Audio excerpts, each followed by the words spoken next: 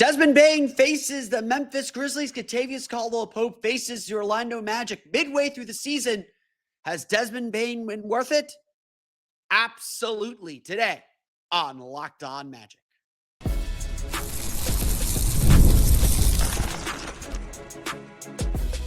You are Locked On Magic, your daily Orlando Magic podcast.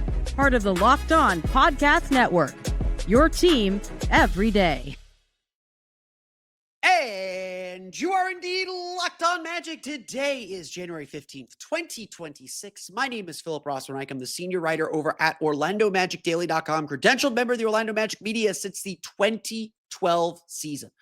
On today's episode of Locked On Magic, we're about halfway through the season. The Magic are facing the Memphis Grizzlies for the first time. So let's assess the Desmond Bane trade. Has he been worth it?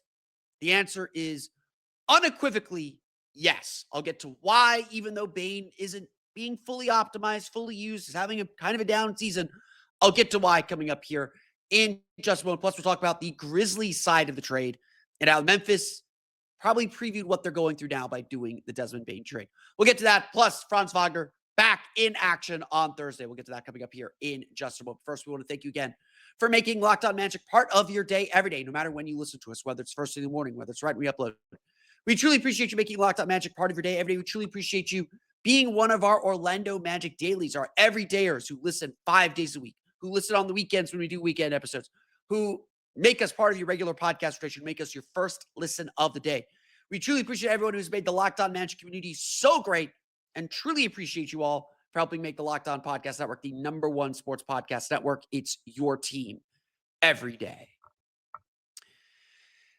There's a lot of talk of superstar trades today in this day and age. Had the big trade for Trae Young going to the Washington Wizards. We had the trade we have the trade rumors involving Giannis Antetokounmpo, trade rumors involving Ja Morant right now. There's even some people kind of whispering and hinting that maybe the Magic will be in one of those trades very, very soon. I don't think so. I don't think we're at that point, but we do kind of see where things are heading unless they are steered in another direction. But the Orlando Magic made their big superstar trade, or made their big star trade this summer, trading Cole Anthony, Kentavious Caldwell-Pope, and 4 first-round picks to acquire Desmond Bane. Now, in Desmond Bane, the Magic thought they were getting a missing piece. They tried to add Kentavious Caldwell-Pope for his shooting, and, well, he not only struggled to shoot, but he didn't add the extra element of playmaking that the Magic really needed. They needed another attacker. They needed another scorer, not just a spot-up shooter. Desmond Bane, to the Magic side, was a volume 3-point shooter who could elevate this team by being able to step in when needed, attack off the dribble when needed, but give the Magic the space to operate and function at a higher level. It was a massive expenditure, giving up 4 first-round picks plus 2 rotation players to the Magic. Cole Anthony's in and out of the rotation in Milwaukee right now, but giving up 2 rotation players plus 4 first-round picks was a major cost. The Magic, as we all noted, pushed all their chips in. They were going for it. They believed they had the core to win a championship, and they were going to do everything they could to put that team in a position to win it. That is saying something. And the reason why the Magic, who are 22-18, the same record they've had at this juncture of the season in the last 2 years, the reason we're all disappointed in the Magic is because the expectations and what this team should be able to achieve is kicked up a level now. It should be at a higher level.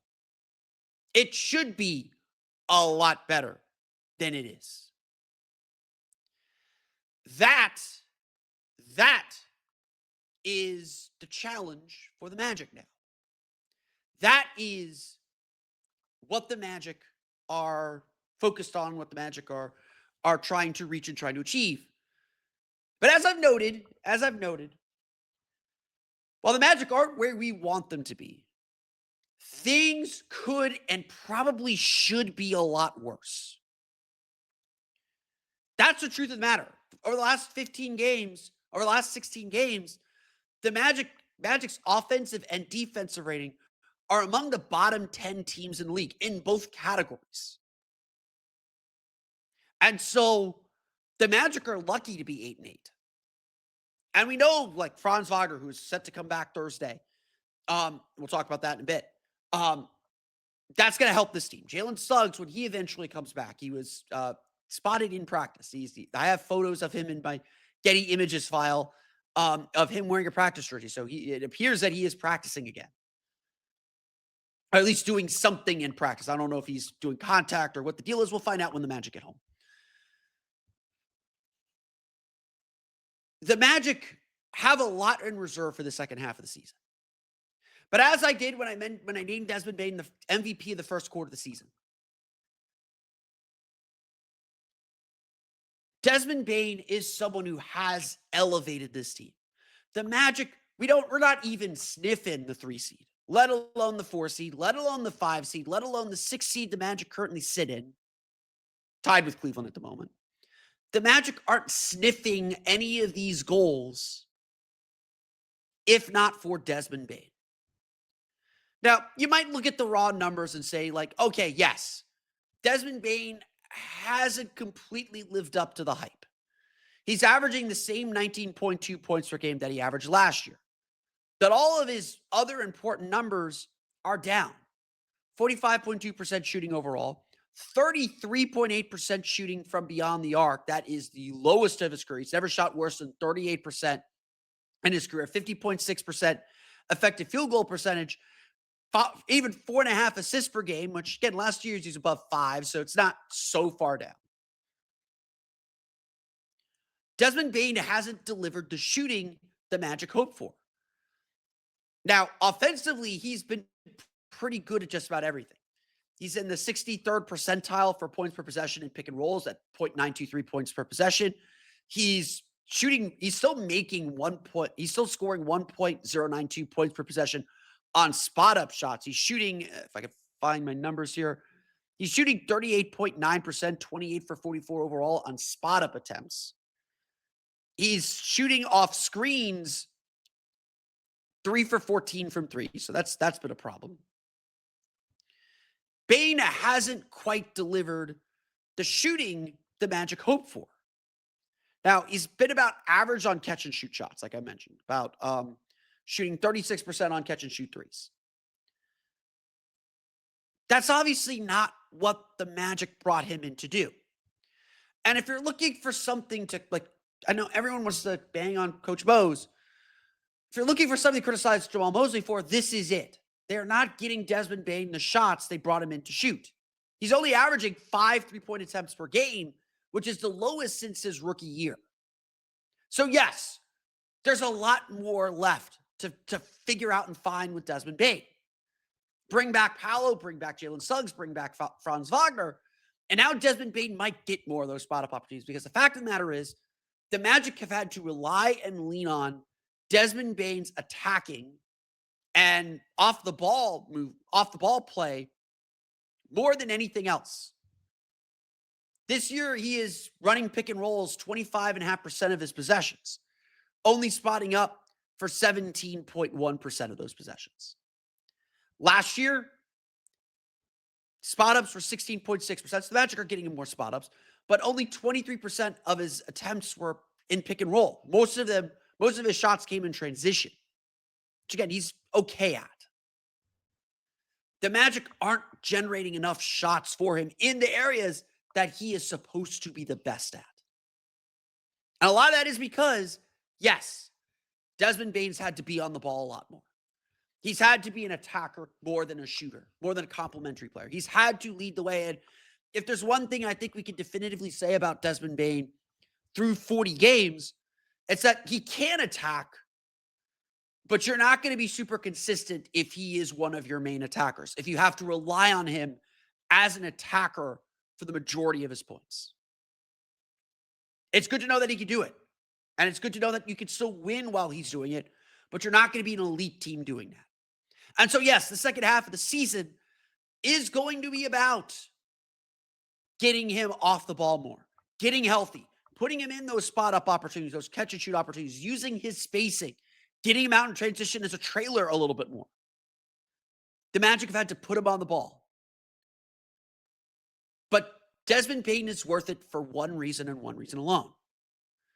If he weren't good at all that stuff, if he weren't able to take a little bit of attention away, if he weren't able to get to the basket and finish and lead this team when they've needed it without Franz, with Paolo in the state that Paolo's in, we're not looking at a 22-18 team. We're looking at a team that's struggling to get healthy and struggling to fight and struggling to survive like they did last year.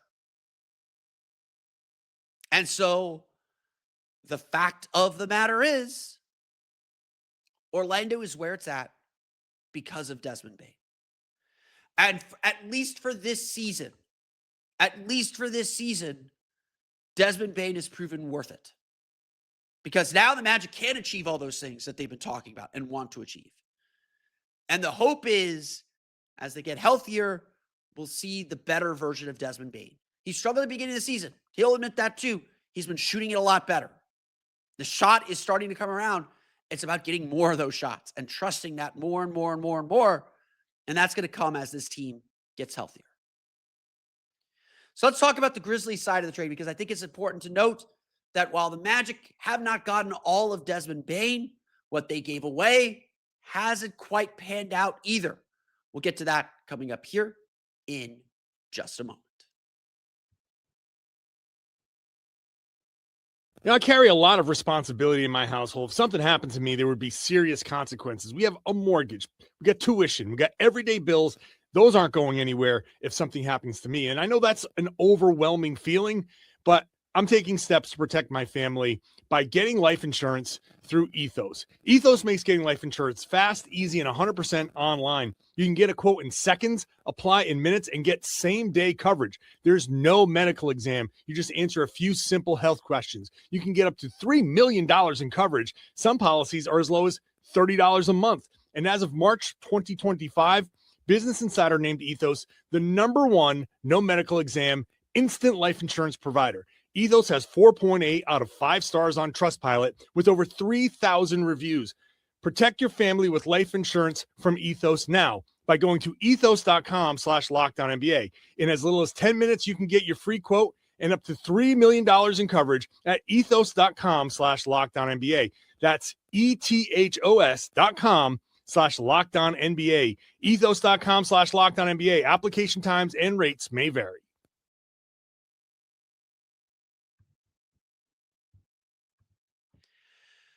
We want to thank you again for making Locked On Magic your first listen of the day. And thank you for helping make the Locked On Podcast Network the #1 sports podcast network. If you haven't already, go check out our new Everydayer Club. It's access to an ad-free audio feed for Locked On Magic, compatible with all major podcast apps. I know I get a lot of requests for that. And you get an invite to the members-only Locked On Everydayer Club Discord server that allows you to talk directly to me and chat with me and hang out with me during games. I post my 3 thoughts after every quarter in the Locked On Magic disc channel on the Discord server. Do that as well on my Patreon Discord as well. So you'll get the same experience no matter which one you want to try. We want to thank you for being part of our Locked On Magic community. So go to lockedonmagic.supercast.com. That's lockedonmagic.supercast.com, or tap the link in the show notes to learn more. I will fully admit I am a Kentavious Caldwell-Pope believer. I was a full Kentavious Caldwell-Pope believer. I shipped him, whatever the kids are saying these days. I defended him to the very end of the season. And look, I'm a realist. I tend not to go with the wild waves that fans go with. I was the first to tell you, no, the Magic are not getting the shooting they needed from him. That was a big piece of this puzzle. But his defense has been so incredible, and I'll explain why the Magic are missing that right now. Very clearly, the Magic paid too much. The idea was the right one. Get a high-quality 3-and-D player, a veteran who's won championships, add that to the team. That part of it did make the Magic better. And again, even though the Magic were 41-41, I still think last year's team, when healthy, was better than the 2024 team. Just like I think this year's team is better than both 2025 and 2024. The 2026 Magic should end up better. I do think they're going to finish strong. I do think they're going to flirt with 50 wins. They'll probably end up around 47, 48, 49 wins. I do think we are due for a very good second half of the season. We'll talk about that next week. But very clearly, the Magic understood that, this isn't the Kentavious Caldwell-Pope we paid for. And they understood that, they probably needed to get off that contract if they were going to really make the leap they wanted to make. Again, I'm the first one to say this. Last year's Magic was better than 2024, but also very clearly not on a championship track. They had a ceiling, and the Magic needed to make the Desmond Bane trade or something like it to raise their ceiling. Kentavious Caldwell-Pope has not recovered from last year. In fact, most of his numbers with Memphis are virtually the same. Average 8.7 points per game, shot 34.2% from three on 4.3 attempts per game with the Magic. With the Grizzlies this year, he's scoring 8.5 points per game, shooting 35.6% on 3.6 three-point attempts per game for the Grizzlies. Again, 50% effective field goal percentage is actually worse than last year's 54.3% effective field goal percentage, shooting just 41.1% overall. It would seem that whatever happened between his last year in Denver and this first year in Orlando, it's stuck with him. I like to say this to people. When you get old in this league, you get old fast. But there's still one area that Kentavious Caldwell-Pope is still really, really good at. And if there is some regret, if there's just a smidge of regret for the Magic trading Kentavious Caldwell-Pope or getting rid of Gary Harris is probably the bigger example of this, even though Gary's been super inconsistent on offense for a few years. If there's one ping of regret, it's that the Magic lost Kentavious Caldwell-Pope's defense. Kentavious Caldwell-Pope last year was one of the absolute best defenders on the team.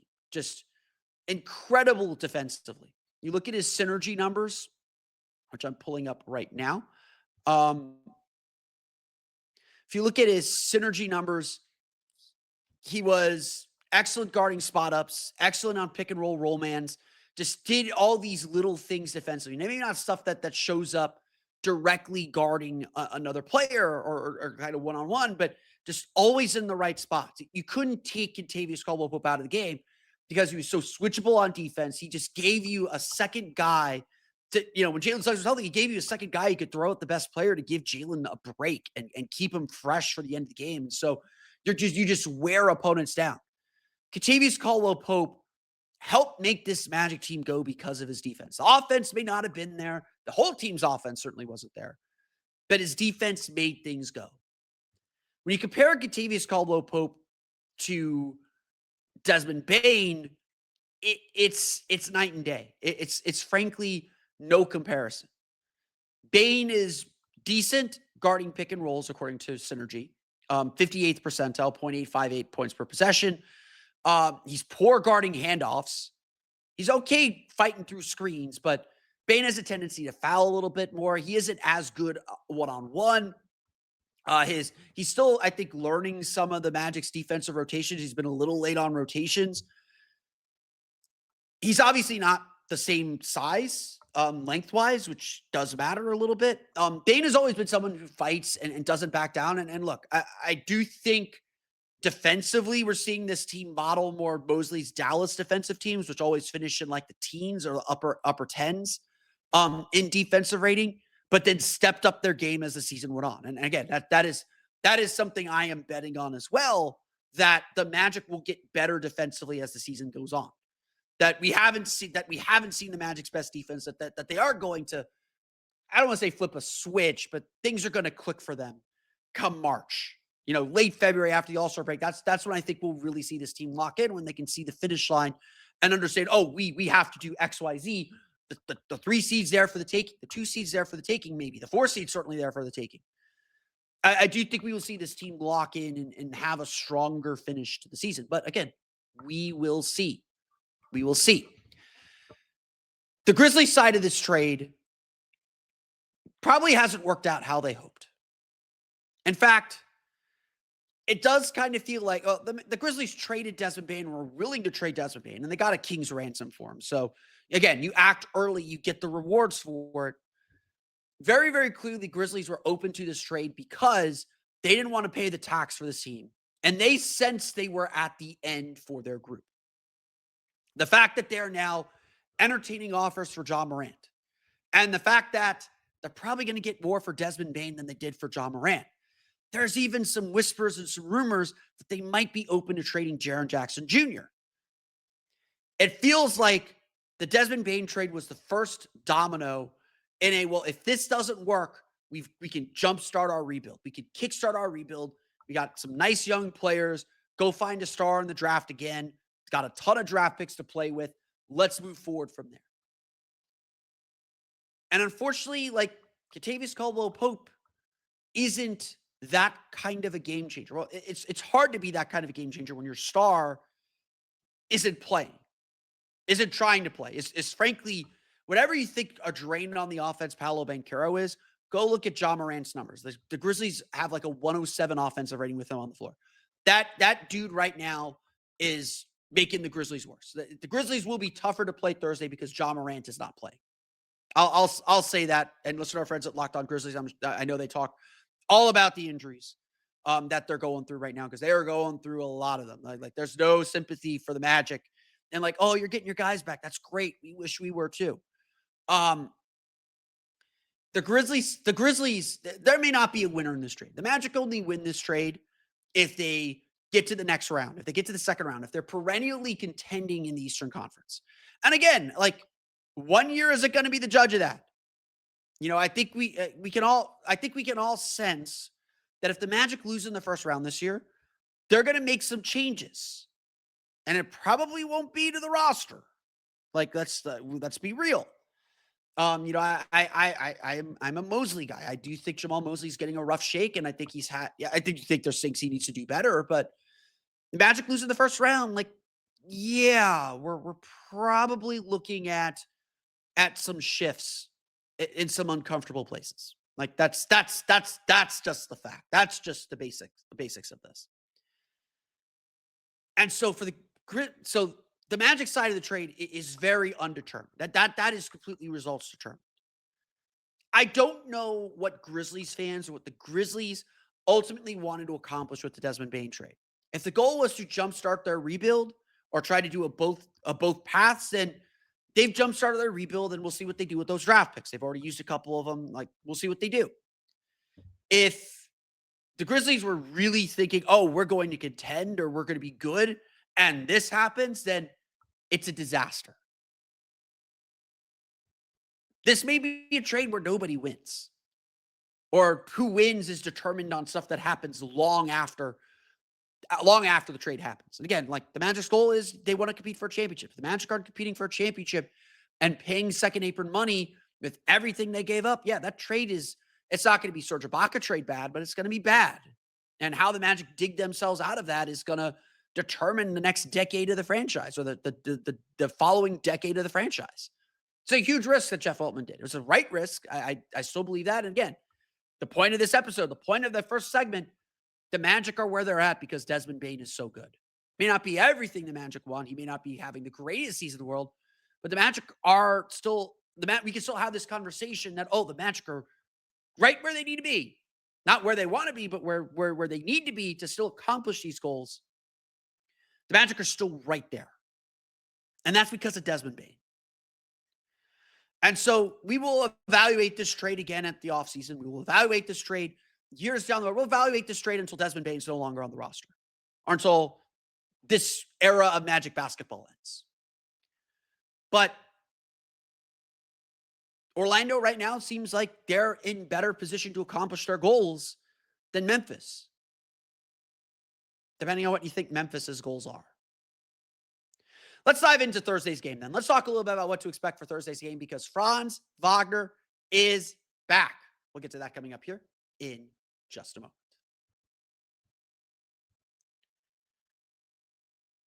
But first, today's episode of Locked On Magic is brought to you by our friends over at Wayfair. The new year is here, and it is the perfect time to reset your routine and refresh your space. If you're spending too much time and if you're spending more time at home, sorry, you might as well love how it looks and feels. That's why you should turn to Wayfair. It's a one-stop shop for getting your home back on track. From bedding and mattresses to storage solutions for every room, Wayfair makes it easy to start the year fresh. Wayfair has everything you need for a full home refresh, all in one place. Whether you're updating your living room, organizing your space, or upgrading your work from home setup, Wayfair's huge selection makes it easy to find exactly what works for your style and budget. I am in need of a new couch, and so I'm starting to shop around a little bit. I'm sniffing around Wayfair to try and find a couch that fits my needs. I need a couch that's not that I could sit in one spot and not have it completely fall apart on me because I'm a bachelor. I live on my own here. I tend to sit in the same spot, and my couches tend to really hate that. Wayfair though has stuff that fits my style, fits my needs, fits what I'm looking for, and at a price that is easy to get. And shopping is easy, delivery is smooth, and everything arrives exactly as expected. As I'm going shopping, this is where I'm going to go. So get organized, refreshed, and back on track this new year for way less. Head to wayfair.com right now to shop all things home. That's Wayfair, WAYFAIR.com. Wayfair, every style, every home.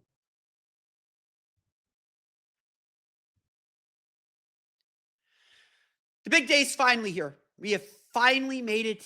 We were talking about this in August. We've been talking about this for a long time. We were talking about this before the game was even formally announced, like expecting that the Orlando Magic would be the team to represent the league when it goes to Berlin, when it goes to Germany, and we are finally here. The Magic's big debut in Germany. If you've been following NBA social media, if you've been following the Magic social media, they have been all over the city. Franz Wagner, Mo Wagner went back to Alba Berlin. They literally stepped in for their coaches for the U12 team at Alba Berlin, where they played and grew up as basketball players. The Magic, along with Magic legend Dwight Howard, conducted an NBA Cares camp. They've been going all over the city. If you read Joe Varden on The Athletic, he detailed, Franz and Mo Wagner essentially had an open invitation. Like, they understood everyone was real tired after the trip. They had an open invitation to go to a really swanky Berlin restaurant. Paolo Banchero was there. Orlando Robinson was there. Wendell Carter was there. A bunch of Magic players joined them to go to this really nice restaurant in Berlin. It's been a week, but this is a business trip. The Magic are here to win a couple basketball games. As much fun as it's going to be to have the Wagners back in Berlin, the unofficial hosts of the week, there's still work to do here. Unfortunately for the Orlando Magic, they got the news they have been waiting for. Franz Wagner is officially back. He was not listed on the injury report on Wednesday morning. That presumably means he is available to play. If he isn't, the NBA is going to be very, very angry and upset with them. He doesn't qualify under the star stuff, but I've been joking with people about this. The injury report stuff, that's not for us media. That's for the gamblers. That's to be transparent with the gambling companies. So if Franz Wagner doesn't play, there's gonna be some upset people. And the league will be upset too, because that's a partnership they have with the league. But again, Franz Wagner is on track to play on Thursday. And we talked about this on yesterday's show when it became apparent that momentum was building for him to return. And again, everything I had heard from the team, from being around the team on Friday and Sunday, everything I had heard was that he was on track to play Thursday in Berlin. That was something I'm sure he really wanted to do. There's going to be a crazy reception for Franz and Mo Wagner. Again, they are favorite sons of Berlin. They are the representatives of the NBA in Europe, they're the representatives of the NBA in Germany. They've been Detlef Schrempf and Franz and Mo Wagner have a bunch of Adidas ads that have been premiering every single day this week. They are the faces of German basketball, along with Dennis Schroeder, who plays for the Sacramento Kings right now and is in a little bit of trouble. They're going to get such a huge reception. Frankly, I am expecting a big performance on Thursday. I am expecting an emotional performance. And look, like Jamal Mosley said it this way, it's going to be a little clunky with Franz coming back. It's just, you got to get used to a new player. You got to get used to everyone kind of being on the same page. It's going to be clunky. And Memphis is a good defensive team. Like, they're up and down. They're very much a 500 team. They're a very good defensive team. Their offense is terrible.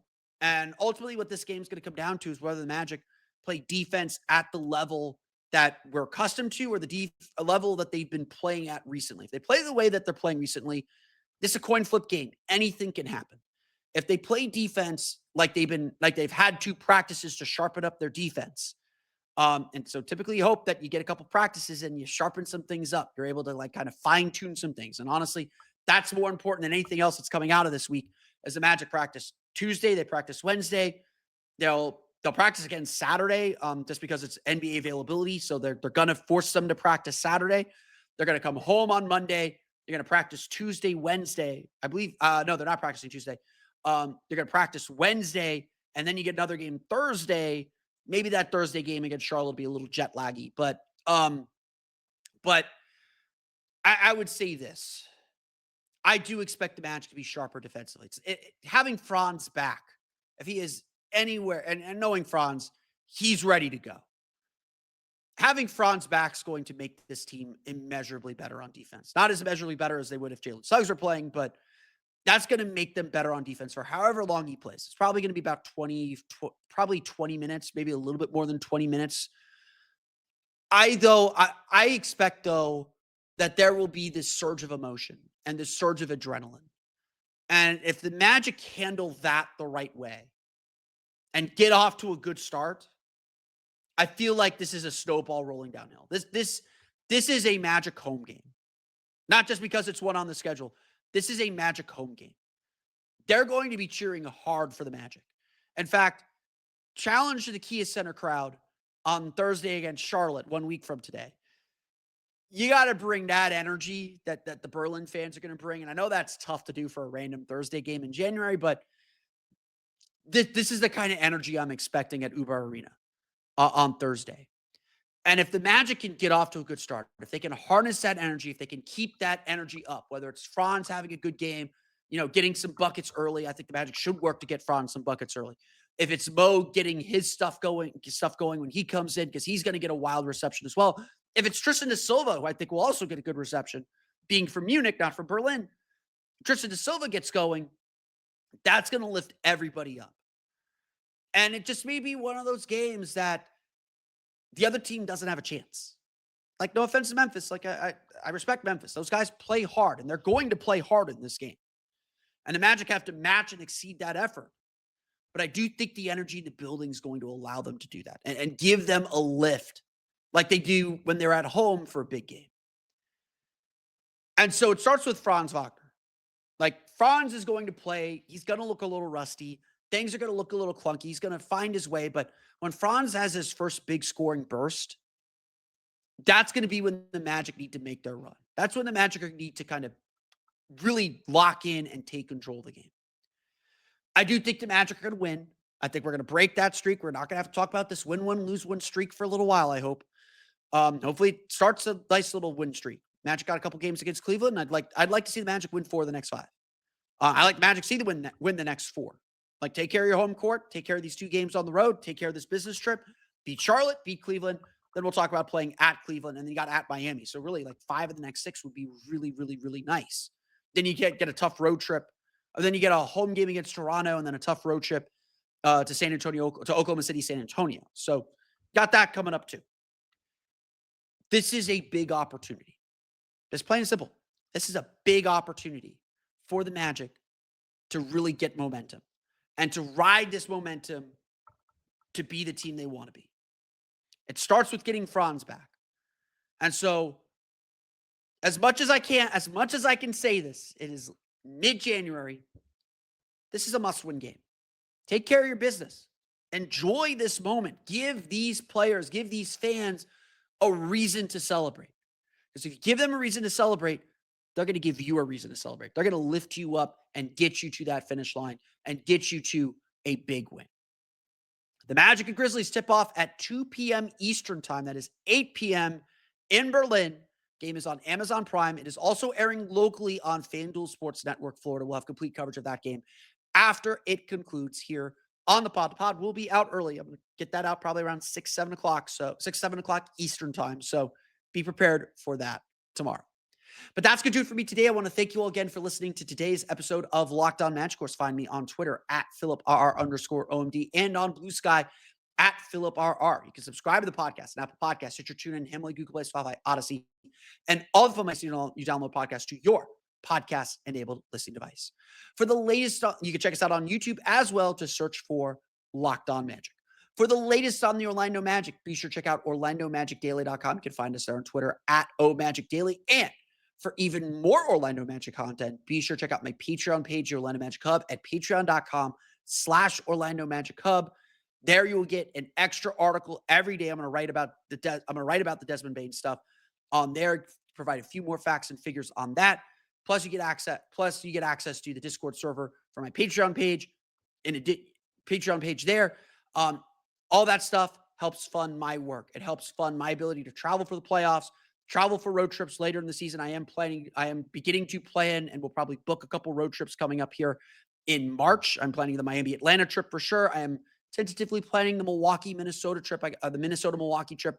I got to check to make sure flights make sense on that one. But you help me out a ton by subscribing to the Patreon or by subscribing to the Everydayer Club. If you don't want the extra article, still want the Discord access, I post everything the same in the two Discords there.